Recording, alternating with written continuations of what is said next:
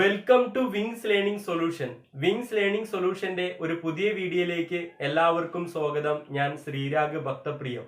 നമ്മൾ ഈ വീഡിയോയിലൂടെ കൈകാര്യം ചെയ്യാൻ ഉദ്ദേശിക്കുന്ന വിഷയം +1 ഇക്കണോമിക്സിന്റെ ഒന്നാമത്തെ ഭാഗമായ ഇന്ത്യൻ ഇക്കണോമിക് ഡെവലപ്മെന്റിലെ മൂന്നാമത്തെ അധ്യായമായ ലിബറലൈസേഷൻ, പ്രൈവറ്റൈസേഷൻ, ഗ്ലോബലൈസേഷൻ, ഉദാരവൽക്കരണം, സ്വകാര്യവൽക്കരണം, ആഗോളവൽക്കരണം എന്ന് പറയുന്ന +1 ഇക്കണോമിക്സിന്റെ 3rd ചാപ്റ്ററിന്റെ ഫോക്കസ് ഏരിയയുമായി ബന്ധപ്പെട്ട് മുൻകാല പരീക്ഷയിൽ ചോദിച്ചിട്ടുള്ള പ്രധാനപ്പെട്ട ക്വസ്റ്റ്യനും അതിന്റെ ആൻസറും ഡിസ്കസ് ചെയ്യുന്ന ഒരു വീഡിയോ ആണ് ഇപ്പോൾ നിങ്ങൾ കണ്ടുകൊണ്ടിരിക്കുന്നത്.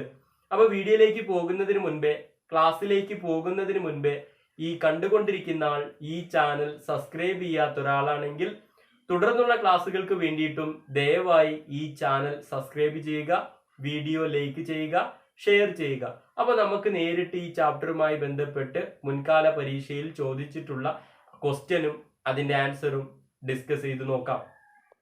ആദ്യത്തെ ഒരു ക്വസ്റ്റ്യന് 2019 ഇംപ്രൂവ്മെന്റ് എക്സാമിനേഷന് 8 മാർക്കിന് ചോദിച്ചൊരു ക്വസ്റ്റ്യൻ ആണ്. In July 1991 India forced to introduce new economic policy based on liberalisation, privatisation, globalisation. 1991 ജൂലൈയിൽ ഇന്ത്യ പുതിയ സാമ്പത്തിക നയം നടപ്പിലാക്കി. ലിബറലൈസേഷൻ, പ്രൈവറ്റൈസേഷൻ, ഗ്ലോബലൈസേഷൻ, ഉദാരവൽക്കരണം, സ്വകാര്യവൽക്കരണം, ആഗോളവൽക്കരണം എന്നു പറയുന്ന 3 നയത്തിൻ്റെ അടിസ്ഥാനത്തിൽ 1991 ജൂലൈയിൽ ഇന്ത്യ പുതിയ സാമ്പത്തിക നയം, സാമ്പത്തിക പരിഷ്കാരം നടപ്പിലാക്കി.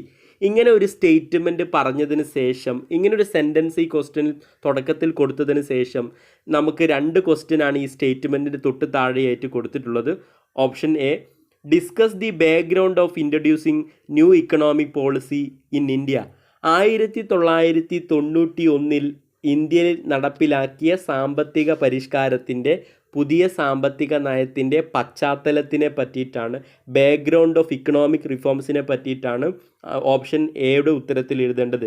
ഇത് നമ്മൾ ഈ ചാപ്റ്ററിൻ്റെ ഫോക്കസ് ഏരിയ ഡിസ്കസ് ചെയ്ത സമയത്ത് തുടക്കത്തിൽ നമ്മൾ ഡിസ്കസ് ചെയ്തിരുന്നു. Background of economic reforms in 1991, 1991 സാമ്പത്തിക പരിഷ്കാരത്തിൻ്റെ പശ്ചാത്തലം. അതിൽ നമ്മൾ 5 പോയിന്റുകൾ പറഞ്ഞിരുന്നു പ്രധാനമായും. ഒന്ന്, the Gulf war pushed up the price of petroleum product. 1991 Gulf യുദ്ധം കാരണം പെട്രോളിയം ഉൽപ്പന്നങ്ങളുടെ വില വർദ്ധിച്ചു. ഇത് ഇന്ത്യൻ സാമ്പത്തിക നയത്തിനെയും ഇന്ത്യൻ സാമ്പത്തികത്തിനെയും മോശമായിട്ട് ബാധിച്ചു.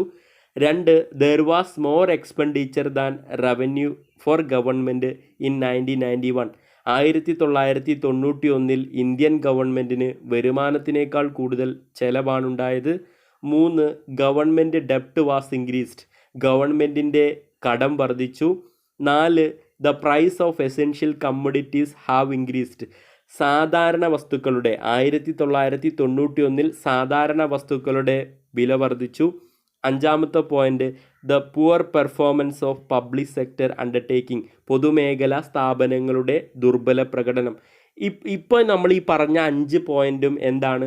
1991 ഇന്ത്യയിൽ സാമ്പത്തിക പരിഷ്കാരം നടപ്പിലാക്കാനുള്ള 1991 സാമ്പത്തിക പരിഷ്കാരത്തിലേക്ക് ഇന്ത്യയെ നയിച്ച പ്രധാനപ്പെട്ട കാരണങ്ങളാണിത്. അപ്പോൾ ഇങ്ങനെ 1991 ഇന്ത്യ നേരിട്ട സാമ്പത്തിക പ്രതിസന്ധി മറികടക്കുന്നതിന് വേണ്ടിയിട്ട് ഇന്ത്യ വേൾഡ് ബാങ്കിനെയും IMFനെയും സമീപിച്ചു. ഇന്ത്യക്ക് $7 ബില്യൺ അന്ന് വായ്പ ലഭിച്ചു. അങ്ങനെ $7 ബില്യൺ വായ്പ ലഭിച്ചപ്പോൾ ഇന്ത്യ IMFും വേൾഡ് ബാങ്കും കൂടി പറഞ്ഞ കണ്ടീഷൻസൊക്കെ, നിബന്ധനകളൊക്കെ അംഗീകരിച്ചു. അതിൻ്റെയൊക്കെ ഭാഗമായിട്ട് ഇന്ത്യയിൽ പുതിയ സാമ്പത്തിക നയം, പുതിയൊരു സാമ്പത്തിക പരിഷ്കാരം നടപ്പിലാക്കി. അത്രയും കാര്യങ്ങളെ പറ്റിയിട്ടാണ് നിങ്ങൾ ഓപ്ഷൻ എയുടെ ഉത്തരത്തിൽ എഴുതേണ്ടത്. ഓപ്ഷൻ ബി എന്താ പറയുന്നത്? Explain the important area in which liberalization was introduced since 1991. Liberalization, ഉദാരവൽക്കരണം നടപ്പിലാക്കിയ പ്രധാനപ്പെട്ട മേഖലകളെ പറ്റി എഴുതാനാണ് പറഞ്ഞത്. ഉദാരവൽക്കരണം പ്രധാനമായിട്ടും 5 മേഖലകളിലാണ് നടപ്പിലാക്കിയത്. 1, ഇൻഡസ്ട്രിയൽ സെക്ടർ, വ്യവസായിക മേഖലയിൽ. 2, ഫിനാൻസ് സെക്ടർ, ധനകാര്യ മേഖലയിൽ. 3, ടാക്സ് റിഫോംസ്, നികുതി പരിഷ്കാരങ്ങൾ. 4, ഫോറിൻ എക്സ്ചേഞ്ച് റിഫോംസ്, വിദേശ വിനിമയ പരിഷ്കാരം. 5, ട്രേഡ് റിഫോംസ് അഥവാ ഫോറിൻ ട്രേഡ് റിഫോംസ്. ഇങ്ങനെ 5 മേഖലകളിലാണ് പ്രധാനമായിട്ടും ലിബറലൈസേഷൻ നടപ്പിലാക്കിയത്. ഈ 5 മേഖലകൾ എഴുതിയാൽ മാത്രം പോരാ. ഈ 5 മേഖലകളിലും എങ്ങനെയാണ് ലിബറലൈസേഷൻ്റെ ഭാഗമായി ഉദാരവൽക്കരണത്തിൻ്റെ ഭാഗമായിട്ട് നിയന്ത്രണങ്ങളൊക്കെ എടുത്തൊഴിവാക്കിയത്. ഇൻഡസ്ട്രിയൽ സെക്ടറിലും ഫിനാൻസ് സെക്ടറിലും ടാക്സ് സെക്ടറിലും ഫോറിൻ എക്സ്ചേഞ്ച് സെക്ടറിലും ട്രേഡ് സെക്ടറിലൊക്കെ ലിബറലൈസേഷൻ്റെ ഭാഗമായിട്ട് ഈ ഉദാരവൽക്കരണത്തിൻ്റെ ഭാഗമായിട്ട് എന്തൊക്കെ നിയന്ത്രണങ്ങളാണ് ഒഴിവാക്കിയത് എന്ന് നിങ്ങൾ എഴുതണം. നമ്മൾ ഈ ചാപ്റ്ററിൻ്റെ ഫോക്കസ് ഏരിയയുടെ വീഡിയോയിൽ നമ്മൾ ഇതിനെ പറ്റിയിട്ടൊക്കെ ഡീറ്റെയിൽ ആയിട്ട് എക്സ്പ്ലെയിൻ ചെയ്തിരുന്നു. അപ്പോൾ ഇത്രയും കാര്യങ്ങൾ എഴുതിയാൽ ഈ ഒരു ക്വസ്റ്റ്യൻ പ്രകാരമുള്ള 8 മാർക്ക് നിങ്ങൾക്ക് കിട്ടും. അപ്പോൾ ഈ ഒരു ചാപ്റ്ററിന് 8 മാർക്കിനുള്ള ഇത്തരത്തിലുള്ള ചോദ്യങ്ങൾ നിങ്ങൾക്ക് പ്രതീക്ഷിക്കാവുന്നതാണ്. ഒരു ക്വസ്റ്റ്യന് 2015 മാർച്ച് പബ്ലിക് എക്സാമിനേഷന് 1 മാർക്കിന് ചോദിച്ചൊരു ക്വസ്റ്റ്യനാണ്. Write the term. താഴെ കൊടുത്തിരിക്കുന്ന പ്രോസസ്സിനെ, പ്രക്രിയയെ വിളിക്കുന്ന പേരെന്താണെന്നാണ് ചോദിച്ചിട്ടുള്ളത്. Privatisation of public sector undertaking by selling of part of the equity of the public sector undertaking to the public. പൊതുമേഖലാ സ്ഥാപനങ്ങളുടെ ഓഹരികൾ, ഷെയറുകൾ, ഇക്വിറ്റികൾ പൊതുജനങ്ങൾക്ക് കൈമാറുന്ന പ്രക്രിയയെ വിളിക്കുന്ന പേരെന്താണെന്നാണ് ചോദിച്ചിട്ടുള്ളത്. പൊതുമേഖലാ സ്ഥാപനങ്ങളുടെ, ഗവൺമെൻറ് സ്ഥാപനങ്ങളുടെ ഓഹരികൾ, ഷെയറുകൾ അഥവാ ഇക്വിറ്റികൾ സ്വകാര്യവൽക്കരിക്കുന്നതിൻ്റെ ഭാഗമായിട്ട്, പ്രൈവറ്റൈസേഷൻ ചെയ്യുന്നതിൻ്റെ ഭാഗമായിട്ട് പൊതുജനങ്ങൾക്ക് ഇങ്ങനെ പൊതുമേഖലാ സ്ഥാപനങ്ങളുടെ ഓഹരികൾ കൈമാറുന്ന അതിനെ വിളിക്കുന്ന പേരെന്താണ്? ആ പ്രോസസ്സിനെ, ആ പ്രക്രിയയെ വിളിക്കുന്ന ടേം എന്താണെന്നാണ് ചോദിച്ചിട്ടുള്ളത്. ഇങ്ങനെ പൊതുമേഖലാ സ്ഥാപനങ്ങളുടെ ഓഹരികൾ പൊതുജനങ്ങൾക്ക് സ്വകാര്യവൽക്കരിക്കുന്നതിനെ വിളിക്കുന്ന പേരെന്താണ്? പ്രൈവറ്റൈസേഷൻ അഥവാ സ്വകാര്യവൽക്കരണത്തിനെ കുറിച്ച് ഡിസ്കസ് ചെയ്തപ്പോൾ നമ്മൾ പറഞ്ഞിരുന്നു എന്താണ് ഡിസ്ഇൻവെസ്റ്റ്മെൻറ്റ് എന്നാ പറയുക. എന്താ ഡിസ്ഇൻവെസ്റ്റ്മെൻറ്റ് എന്ന് പറഞ്ഞാൽ? പൊതുമേഖലാ സ്ഥാപനങ്ങളുടെ ഓഹരികൾ, ഇക്വിറ്റി അഥവാ ഷെയർ പൊതുജനങ്ങൾക്ക്, സ്വകാര്യ വ്യക്തികൾക്ക് കൈമാറുന്ന പ്രക്രിയയെ വിളിക്കുന്ന പേരാണ് ഡിസ്ഇൻവെസ്റ്റ്മെൻറ്റ്. അപ്പോൾ ഈ ചോദ്യത്തിൻ്റെ ഉത്തരം എന്താണ്? ഡിസ്ഇൻവെസ്റ്റ്മെൻറ്റ് എന്നാണ് ഈ ചോദ്യത്തിൻ്റെ ഉത്തരം. അടുത്ത ക്വസ്റ്റ്യന് 2013 ഇംപ്രൂവ്മെൻറ്റ് എക്സാമിനേഷന് 3 മാർക്കിന് ചോദിച്ചൊരു ക്വസ്റ്റ്യനാണ്.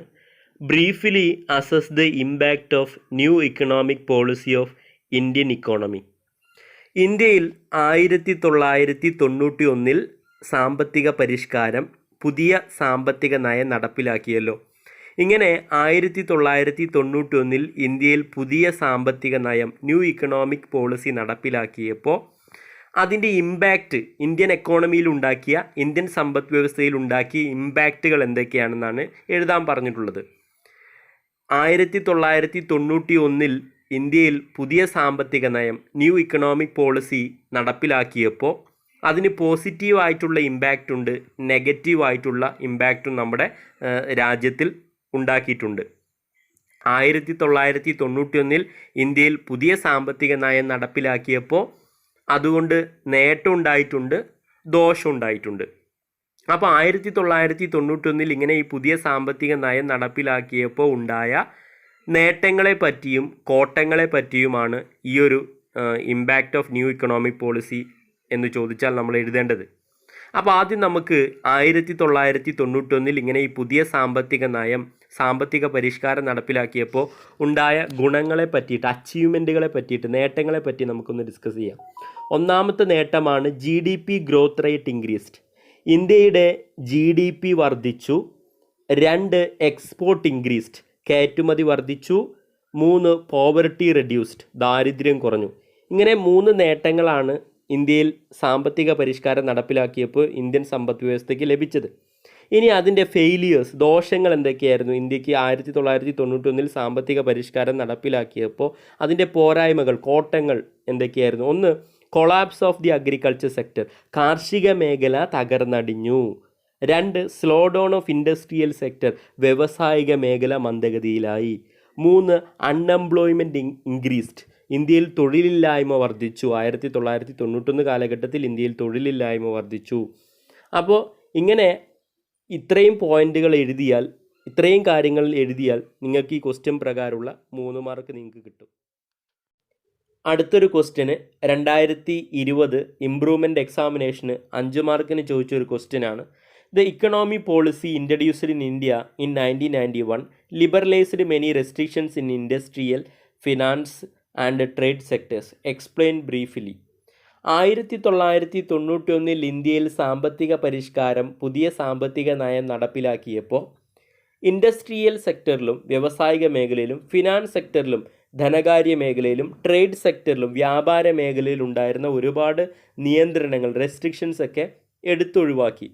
1991 ഇന്ത്യയിൽ സാമ്പത്തിക പരിഷ്കാരം, പുതിയ സാമ്പത്തിക നയം നടപ്പിലാക്കിയതിൻ്റെ ഭാഗമായിട്ട് വ്യാവസായിക മേഖലയിലും ധനകാര്യ മേഖലയിലും വ്യാപാര മേഖലയിലൊക്കെ ഉണ്ടായിരുന്ന ഒരുപാട് നിയന്ത്രണങ്ങൾ എടുത്തൊഴിവാക്കി.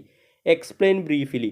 ഇങ്ങനെ വ്യാവസായിക മേഖലയിലും ധനകാര്യ മേഖലയിലും ട്രേഡ് സെക്ടർ, വ്യാപാര മേഖലയിൽ നടപ്പിലാക്കിയ റിഫോംസിനെ പറ്റിയിട്ട് എഴുതാനാണ് ഈ ക്വസ്റ്റ്യനിൽ നമ്മളോട് പറഞ്ഞിട്ടുള്ളത്. അപ്പോൾ ഇൻഡസ്ട്രിയൽ സെക്ടർ റിഫോംസ്, വ്യാവസായിക മേഖലയിലെ പരിഷ്കാരം, ഫിനാൻഷ്യൽ സെക്ടർ റിഫോംസ്, ധനകാര്യ മേഖലയിലെ പരിഷ്കാരം, ട്രേഡ് സെക്ടർ റിഫോംസ്, വ്യാപാര മേഖലയിലെ പരിഷ്കാരം. ഈ 3 പോയിന്റിനെ പറ്റി നമ്മൾ ലിബറലൈസേഷനെ പറ്റി ഡിസ്കസ് ചെയ്തപ്പോൾ, ഫോക്കസ് ഏരിയയിൽ ഡിസ്കസ് ചെയ്തപ്പോൾ പറഞ്ഞിരുന്നു. ഇൻഡസ്ട്രിയൽ സെക്ടർ റിഫോംസ്, വ്യാവസായിക മേഖലയിൽ എന്തൊക്കെ റെസ്ട്രിക്ഷൻസ് ആണ് ഗവൺമെൻറ് എടുത്തൊഴിവാക്കിയത്, അഥവാ വ്യാവസായിക മേഖലയിൽ എന്തൊക്കെ പരിഷ്കാരമാണ് ഗവൺമെൻറ് നടപ്പിലാക്കിയത്. ഒന്നാമത്തെ എന്താണ്? ഡീ ലൈസൻസിങ്, ലൈസൻസ് നിർത്തലാക്കി. 2 ഡീ റിസർവേഷൻ, സംവരണം വെട്ടിക്കുറച്ചു. 3 amendment of MRTP and FERA act. MRTP അതുപോലെ ഫെറ, ഇത് രണ്ടും വ്യവസായവുമായി ബന്ധപ്പെട്ട് വരുന്ന 2 നിയമങ്ങളാണ്. MRTP ആൻഡ് ഫെറ, ഈ 2 നിയമങ്ങളിലും ഭേദഗതി വരുത്തി. അപ്പോൾ ഈ 3 പോയിൻ്റാണ് ലിബറലൈസേഷൻ ഇൻഡസ്ട്രിയൽ സെക്ടറിൽ, അഥവാ ഈ ഇൻഡസ്ട്രിയൽ സെക്ടറിൽ വ്യാവസായിക മേഖലയിൽ നടപ്പിലാക്കിയ റിഫോംസിനെ പറ്റി, അഥവാ വ്യാവസായിക മേഖലയിൽ എടുത്തൊഴിവാക്കിയ നിയന്ത്രണങ്ങളെ പറ്റി എഴുതുമ്പോൾ നമ്മൾ ഈ 3 പോയിൻ്റ് എഴുതണം. 1 delicensing, 2 dereservation, 3 amendment of MRTP and FERA act.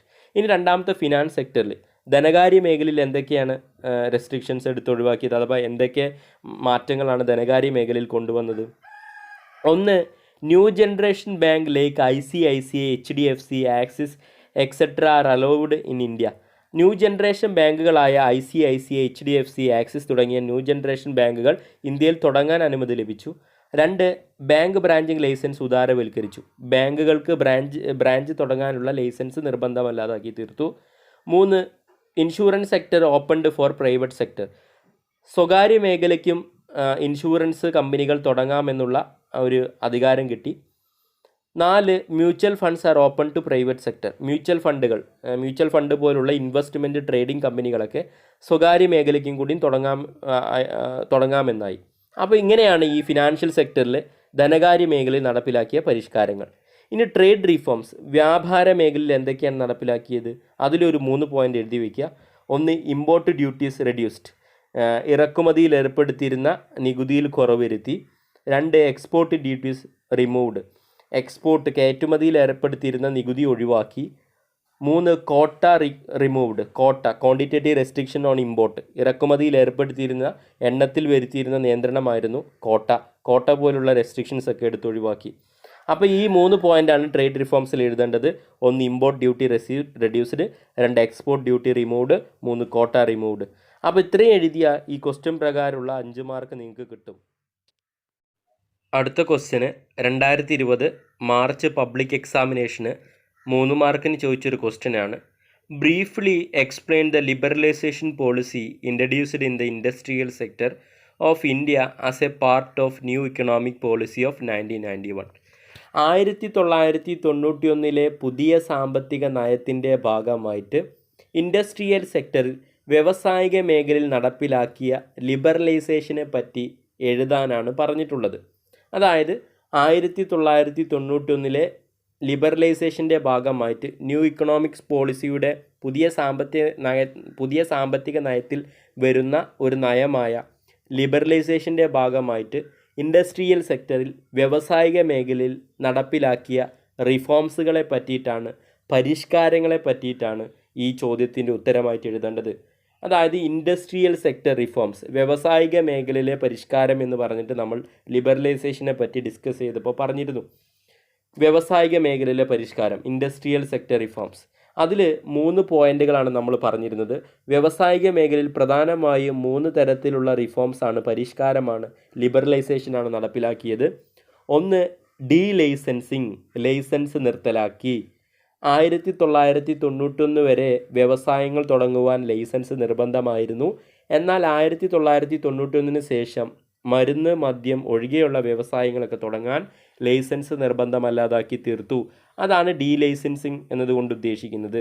രണ്ടാമത്തെ ഇൻഡസ്ട്രിയൽ സെക്ടറിൽ നടപ്പിലാക്കിയ റിഫോം എന്താണ്? ഡീ റിസർവേഷൻ, സംഭരണം വെട്ടിക്കുറച്ചു. 1991 വരെ ചില വ്യവസായങ്ങൾ, ചില സ്ഥാപനങ്ങളൊക്കെ തുടങ്ങാൻ ഗവൺമെൻറ്റിന് മാത്രമേ അധികാരമുണ്ടായിരുന്നുള്ളൂ. എന്നാൽ 1991 ഇൻഡസ്ട്രിയൽ സെക്ടറിൽ, വ്യവസായിക മേഖലയിൽ ലിബറലൈസേഷൻ നടപ്പിലാക്കിയതിൻ്റെ ഭാഗമായിട്ട്, ഉദാരവൽക്കരണം നടപ്പിലാക്കിയതിൻ്റെ ഭാഗമായിട്ട്, പരിഷ്കാരങ്ങൾ നടപ്പിലാക്കിയതിൻ്റെ ഭാഗമായിട്ട് അങ്ങനെ ഗവൺമെൻറ്റിന് മാത്രം തുടങ്ങാൻ പറ്റുന്ന വ്യവസായങ്ങൾ ആർക്കും കൂടി തുടങ്ങാമെന്നായി, സ്വകാര്യ മേഖലയ്ക്കും കൂടി തുടങ്ങാമെന്നായി. അതിനെയാണ് നമ്മൾ ഡീ റിസർവേഷൻ ഉള്ളത് ഒഴിവാക്കി. 3, amendment of MRTP and FERA act. വ്യവസായങ്ങളുമായി ബന്ധപ്പെട്ട് വരുന്ന നിയന്ത്രണങ്ങൾ ഏർപ്പെടുത്തിയിട്ടുള്ള 2 നിയമങ്ങളാണ് MRTP ആൻഡ് ഫെറ. MRTPൻ്റെ full monopoly restrictive trade practice എന്നാണ്. ഫെറേൻ്റെ full foreign exchange regulation act എന്നാണ്. ഈ 2 നിയമങ്ങളിലും 1991 ഭേദഗതി വരുത്തി. ആ 2 നിയമത്തിലുണ്ടായിരുന്ന നിയന്ത്രണങ്ങളൊക്കെ എടുത്തൊഴിവാക്കി. അപ്പോൾ ഈ 3 പോയിന്റുകളാണ് നിങ്ങൾ ഈ ചോദ്യത്തിൻ്റെ ഉത്തരമായിട്ട് എഴുതേണ്ടത്. 1, delicensing, 2, dereservation, 3, amendment of MRTP and FERA act. അപ്പോൾ ഇത്ര എഴുതിയാൽ ഈ ക്വസ്റ്റ്യൻ പ്രകാരമുള്ള 3 മാർക്ക് നിങ്ങൾക്ക് കിട്ടും.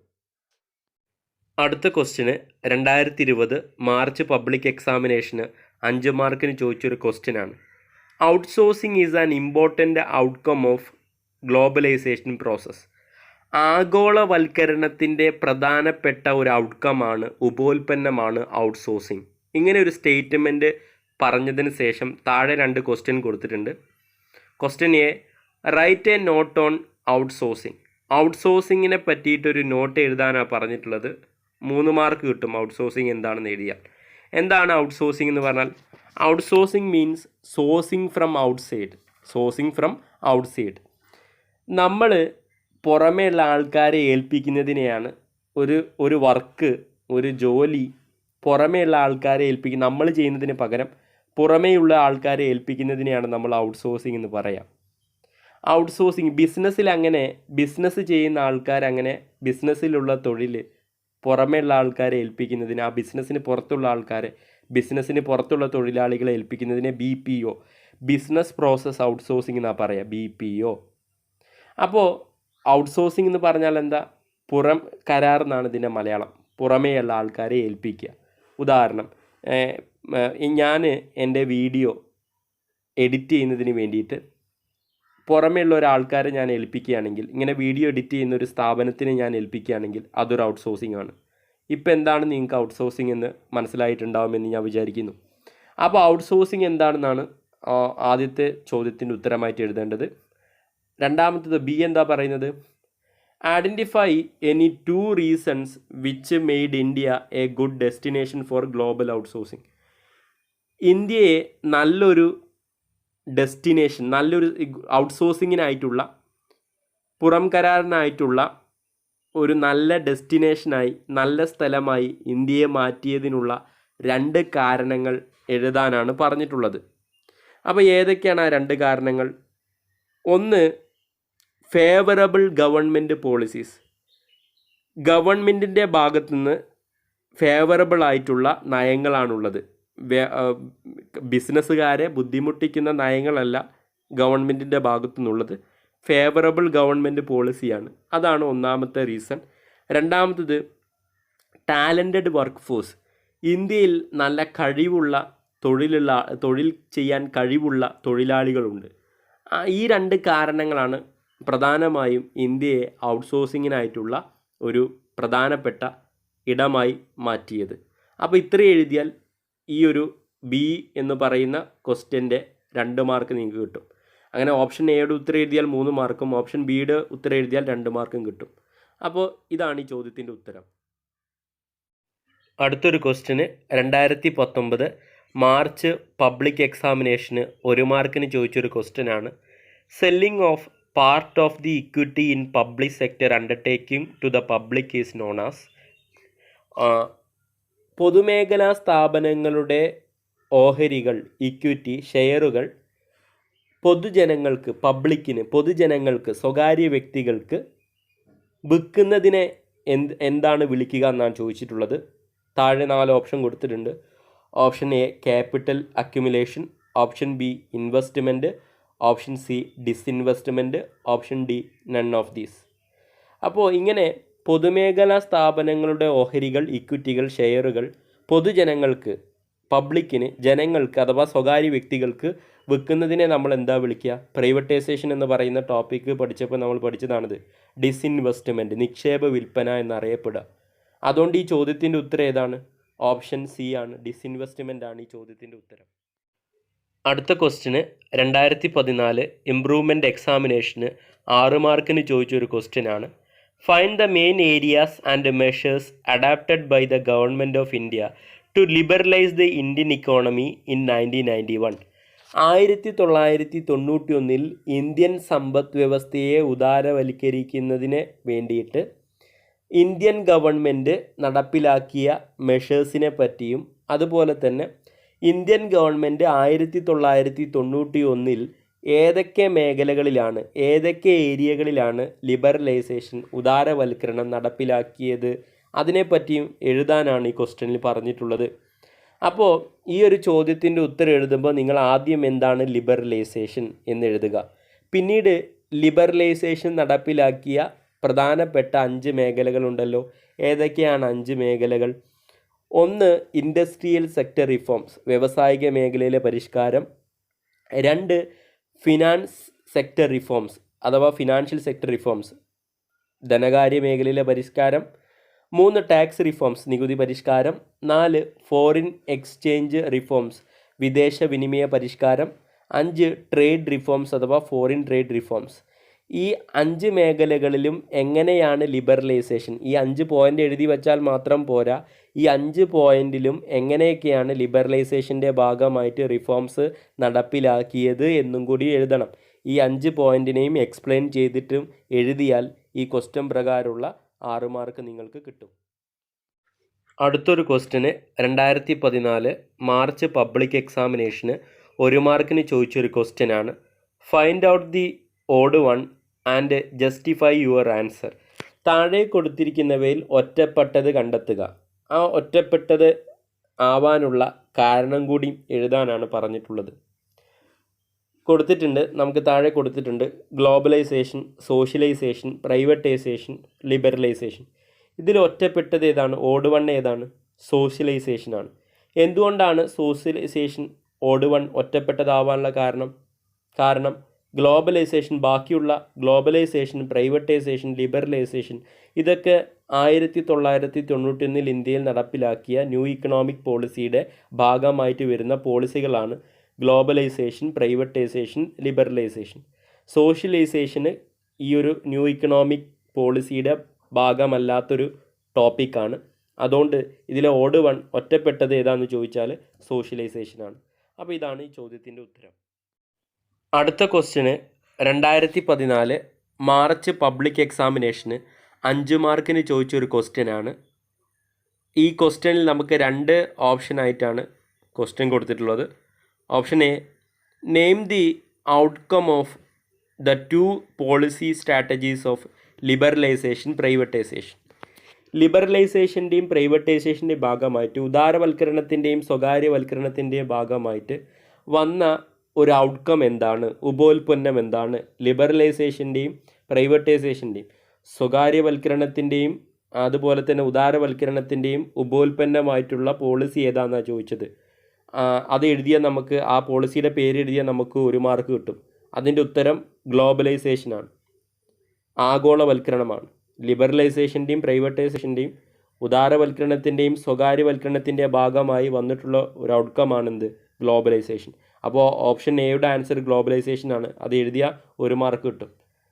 ഇതിൽ ഇനി രണ്ടാമത്തെ question B, do you think that Indian agriculture sector was adversely affected by the reform process. Justify. 1991 സാമ്പത്തിക പരിഷ്കാരം നടപ്പിലാക്കിയപ്പോൾ ഇന്ത്യയുടെ കാർഷിക മേഖലയെ ഈ 1991 സാമ്പത്തിക പരിഷ്കാരം മോശമായിട്ടാണോ ബാധിച്ചത്? നിങ്ങളുടെ ഉത്തരം ജസ്റ്റിഫൈ ചെയ്യാനാണ് പറഞ്ഞിട്ടുള്ളത്. 1991 ഈ ഇന്ത്യയിൽ പുതിയ സാമ്പത്തിക പരിഷ്കാരം ന്യൂ ഇക്കണോമിക് പോളിസി നടപ്പിലാക്കിയപ്പോൾ കാർഷിക മേഖല തകരുകയാണ് ചെയ്തിട്ടുള്ളത്, പിന്നോട്ട് പോവുകയാണ് ചെയ്തത്. അതിനെ അഡ്വേഴ്സ്ലി എഫക്റ്റഡ് ആണ് ചെയ്തത്. കാർഷിക മേഖല തകരുകയാണ് യഥാർത്ഥത്തിൽ 1991 കാലഘട്ടത്തിൽ സംഭവിച്ചത്. കാരണം പ്രധാനമായി 4 കാരണങ്ങളാണ് കാർഷിക മേഖല തകരാനായിട്ടുള്ളത്. ഒന്ന്, government gave more importance to trade sector. 1991 Indian government കൂടുതൽ പ്രാധാന്യം കൊടുത്തിരുന്നത് വ്യാപാര മേഖലയ്ക്കായിരുന്നു, കാർഷിക മേഖലയ്ക്കല്ല, വ്യാപാര മേഖലയ്ക്കായിരുന്നു. രണ്ടാമത്തത്, അഗ്രികൾച്ചർ സബ്സിഡീസ് റിമൂവ്ഡ്. കാർഷിക മേഖലയ്ക്ക് നൽകിയിരുന്ന സബ്സിഡി ഗവൺമെൻറ് നിർത്തലാക്കി. 3, subsidies on fertilizer and chemicals used for agriculture are removed. രാസവളത്തിനും കീടനാശിനികൾക്കൊക്കെ വേണ്ടിയിട്ട് കർഷകർക്ക് നൽകിയിരുന്ന സബ്സിഡി നിർത്തലാക്കി. 4, government reduced investment in agriculture sector. Indian government കാർഷിക മേഖലയിൽ വരുത്തിയിരുന്ന നിക്ഷേപങ്ങളിലൊക്കെ കുറവ് വരുത്തി. അപ്പോൾ പ്രധാനമായും ഈ 4 കാരണങ്ങളാണ് കാർഷിക മേഖല 1991 പുറകോട്ട് പോവാനും തകർന്നടിയാൻ കാരണമായത്. ഈ 4 പോയിൻ്റ് എഴുതി വെച്ചാൽ ഈ ഓപ്ഷൻ ബിയുടെ 4 മാർക്ക് നിങ്ങൾക്ക് കിട്ടും. അപ്പോൾ ഫ്രണ്ട്സ്, ഇത്രയും കാര്യങ്ങളാണ് നമ്മൾ ഈ വീഡിയോയിലൂടെ കൈകാര്യം ചെയ്യാൻ ഉദ്ദേശിച്ചത്. അടുത്തൊരു വീഡിയോയുമായി കാണാം. Thank you so much.